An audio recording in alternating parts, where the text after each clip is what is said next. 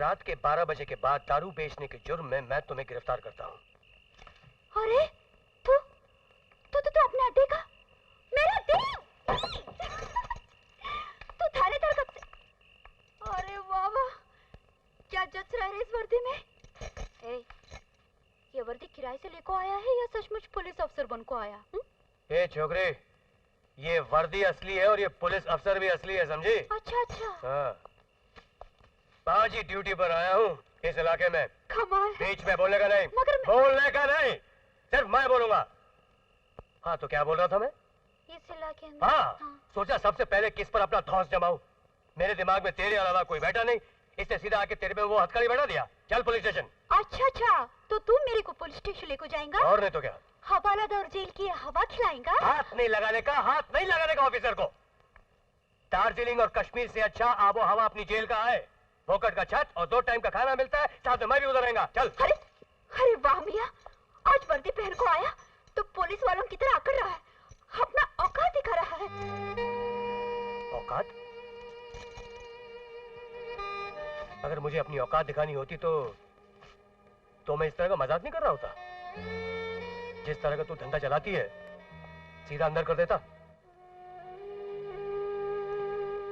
हाँ मियां, काय को नहीं अंदर करेगा? जिस पुट्टी का बाप उसके जवान होने से पहले ही उसे अकेला छोड़कर गॉड के पास चला गया हो, तो उसे हवालत में बंद करेगा ना? अरे इस रोजी ने रोजी रोटी कमाने को अपनी इज्जत बचाने की खातिर आज तक ये धंधा किया। मैंने तो सोचा था कि तू कभी जिंदगी में मेरा सहारा बनेगा, मुझे प्यार देगा, पर अब तो प्यार के नाम से मेरा भरोसा ही उठ गया। प्यार के नाम से तेरा भरोसा उठ गया, पर जिस काम से तेरा प्यार बदनाम हो रहा है उसकी तो तुझे परवाह ही नहीं। तू क्या समझती है कि तू जो करती है वो मुझे पसंद है?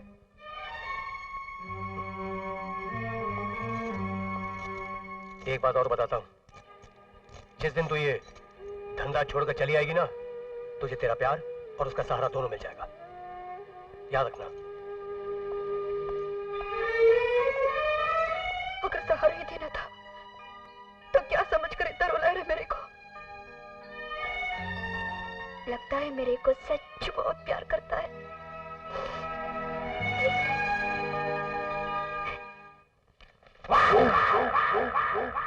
खाकान जिंदा है या मर चुका है, अभी तक अपना डिपार्टमेंट इस बात का पता नहीं लगा सका है। सर, खाकान 1000 शैतानों का एक शैतान है, इतनी आसानी से मरने वाला नहीं है वो या तो अंडरग्राउंड हो गया है या ये शहर छोड़कर भाग गया है।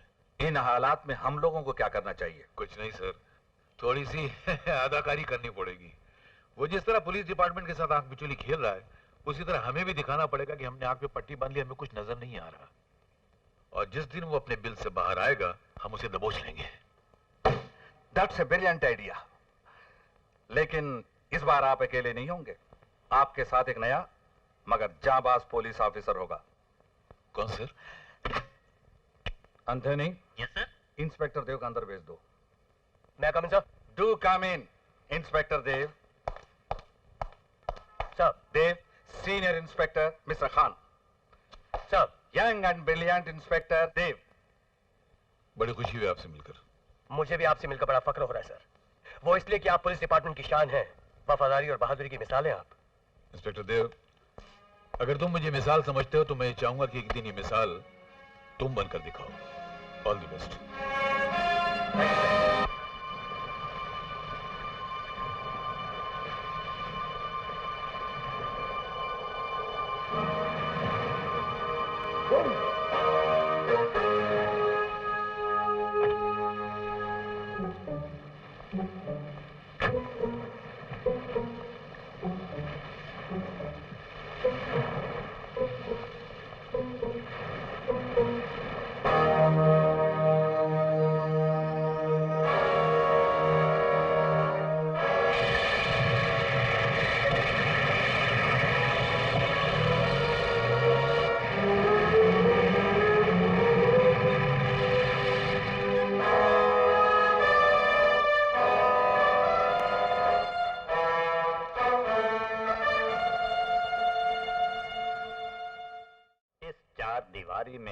दूसरे को तसल्ली देने से कुछ नहीं होगा बेटे।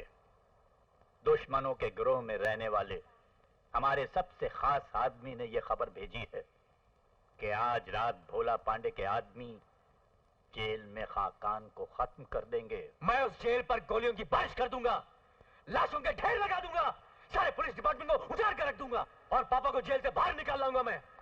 मेरे होते हुए तुझे कानून तोड़ने की जरूरत नहीं है मेरे दोस्त। मैंने तेरे डैडी का बहुत नमक खाया है, उसमें से थोड़े से नमक का हक अदा करने का मौका जिंदगी में पहली बार आज मिला है। अरे अंकल की पहनाई हुई वर्दी आज काम में नहीं आएगी तो कब काम में आएगी? तुझे आंसू बहाने की जरूरत नहीं, क्योंकि मैं जानता हूं कि बाप की मौत के आंसू में कितनी तकलीफ होती है। मैंने बचपन में वो आंसू बहाए हैं, मगर तुझे मैं वो आंसू बहाने नहीं दूंगा। लग गया तीर निशाने पर।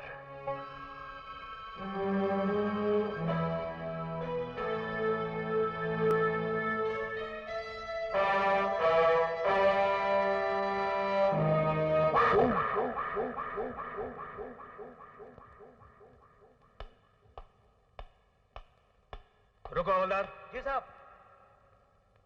थाली चेक कर लेने दो। जी। वो क्या है कि खतरनाक मुजरिमों की थाली में भी कोई चाल हो सकती है। कौन है? अबे उधर क्या देख रहा है, जा अपना काम कर। तू समझा नहीं पूर्वी? ऐसे लोगों के साथ ऐसा ही सलूक करना चाहिए। क्या मालूम किस वक्त क्या कर देंगे। गड़बड़ वाले लोग हैं।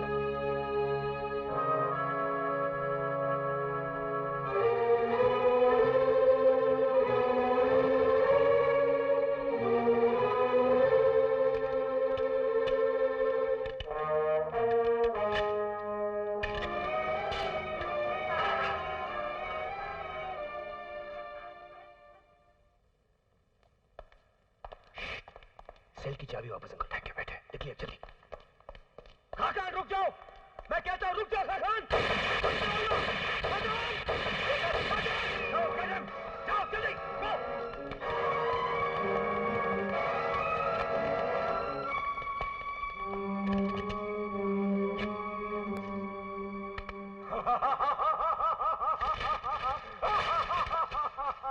फरार हो गया खाकान मुरली, बच गया हूं कानून के फंदे से।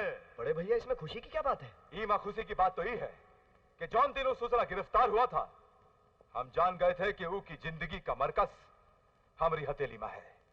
कानून उसे नहीं मार सकेगा। बच गवाऊ, भाग गवाऊ, बचे के खातिर नहीं, मरे के खातिर, वो भी हमरे हाथ से। मिलते ही मार डालेंगे साले को हम।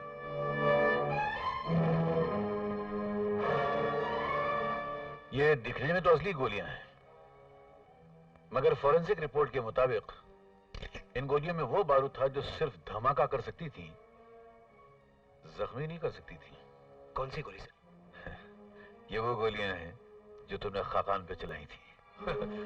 ऐसे कैसे हो सकता है सर? मेरी पिस्तौल में नकली गोली कैसे आ सकती है? जी आई नहीं, लाई गई थी। दोस्ती का हाथ लाया था, यार की यारी लाई थी।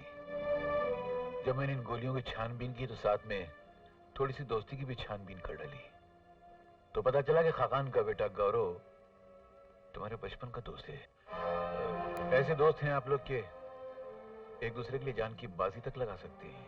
एक बार उसने तुम्हारी जान भी बचाई थी सुना, और ये भी सुना है कि तुम्हारी माँ उसको अपने सगे बेटे की तरह प्यार करती है। जी तुम फंस तो गए हो, झूठ मत बोलो। दुनिया का कोई कानून तुम्हें बचा नहीं सकता है। जी मैं गौरव को जानता हूँ सर। मैं बैठो बैठो बैठो बैठो। जी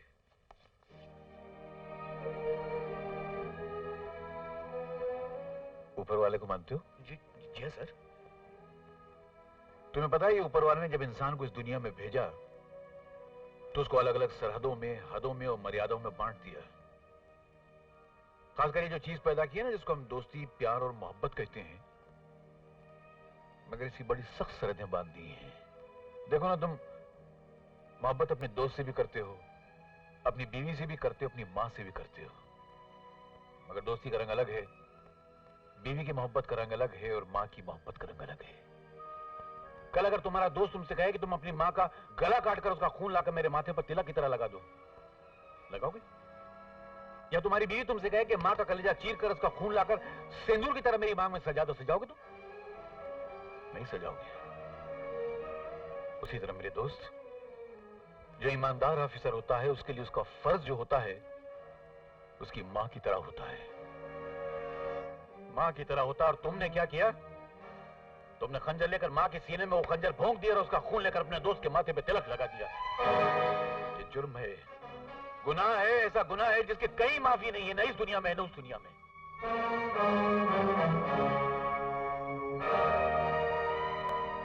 मगर मैं एक अलग किस्म का इंसान हूं। मैं गुनहगार को सजा देने से पहले सुधरने का एक मौका जरूर देता हूं। सुनो, तुम्हें भी एक मौका दूंगा।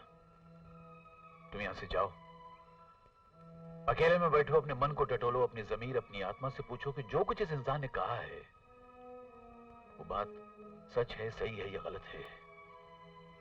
और अगर सच लगे तो अपने फर्ज को अपनी मां समझकर कल से ईमानदारी से निभाना शुरू कर देना।